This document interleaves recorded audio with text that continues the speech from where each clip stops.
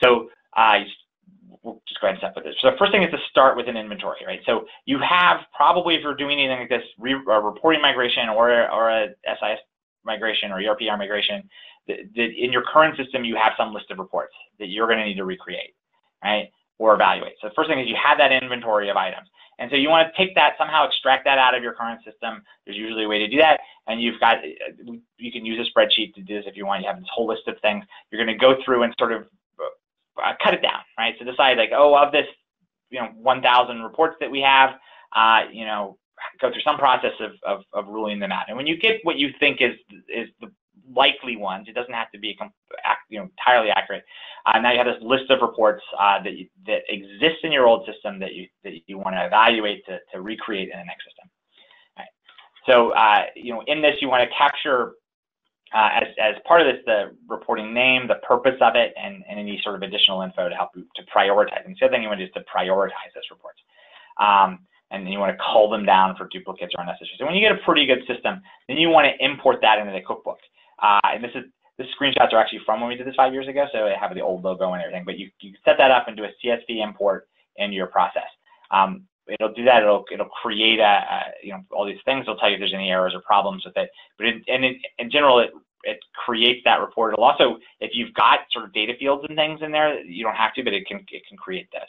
So it generates all the reports in the cookbook, and it actually puts them in this report request queue to be worked on. So you have this option at this point, depending on how you want to manage it. You can go assign it to people to go start working on it, right?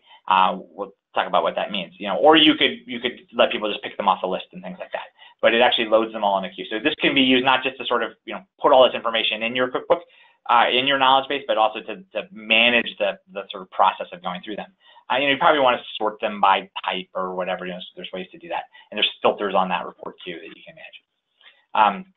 So you can assign that out if you so choose, or you can have self-assignment to who's going to work on them, and you can do some bulk assignments. All right.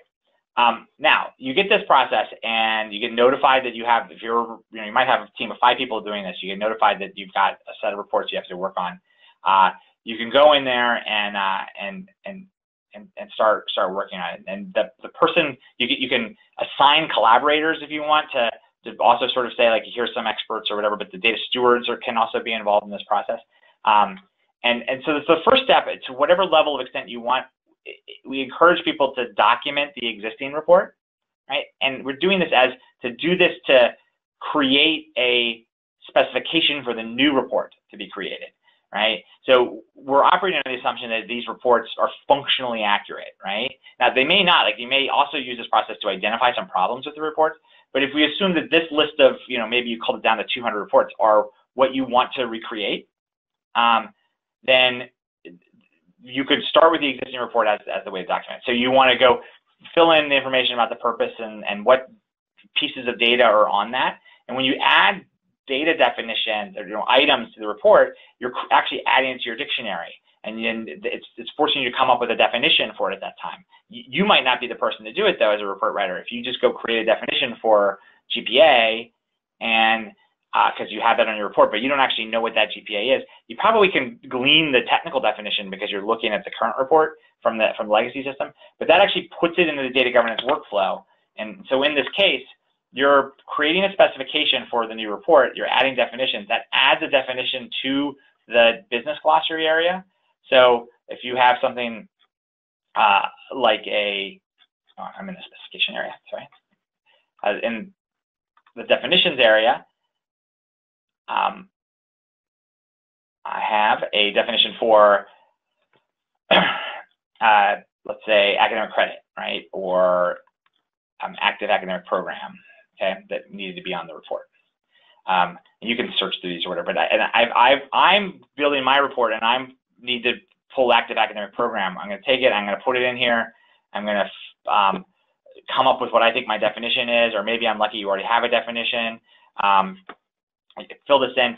It is assigned to a functional area. This is coming in the student area, and you can set up your organization however you want.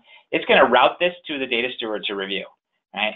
And what I'm having is I'm adding to my data dictionary the definition of active academic program that will be approved at this moment, you know, as soon as the person can get back to me with an actual valid definition for active academic program, right? And I'm doing this as part of the report migration process, right? Then I can fill in the technical details.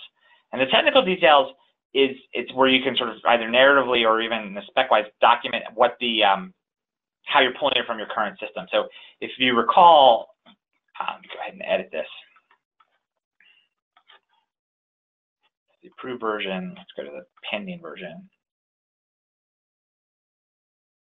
I have the whole Banner metadata tables in here. If this report is coming out of Banner, I can go down to the technical definition for Banner on this particular item and click the browse and search for GPA. That's actually not what we're dealing with here, but go find that field.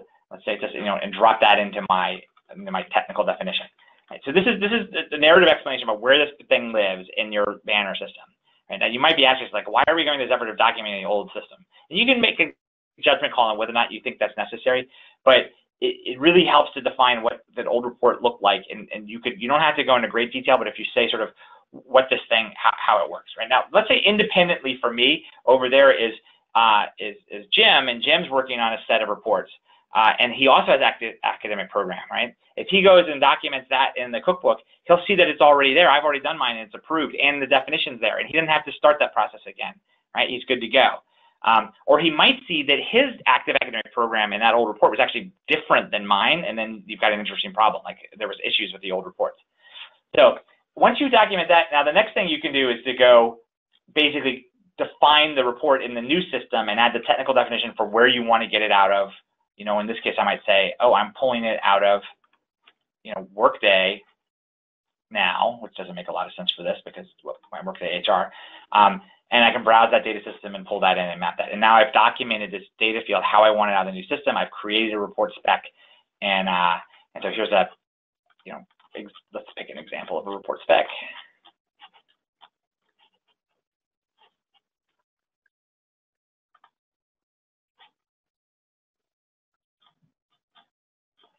Here's my applicant say by program specification. So this is the report. Let's say this is the one I built.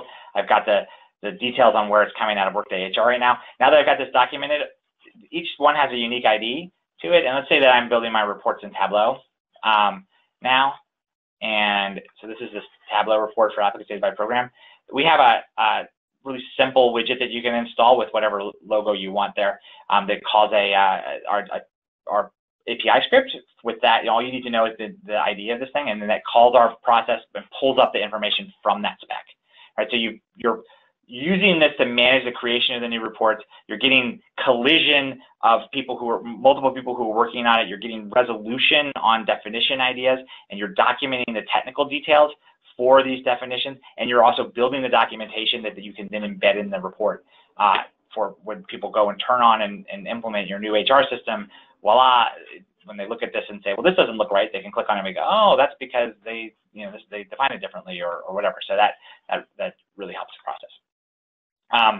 So I kind of walked through a number of the things on defining definitions, but we have some screenshots here. You're updating the different components of the technical specification in the new report. You're developing the new report, and then as I said, you're going to link it back, and you can mark the process as complete, and it's also a way to manage it. You can have queues to look and see how things are progressing.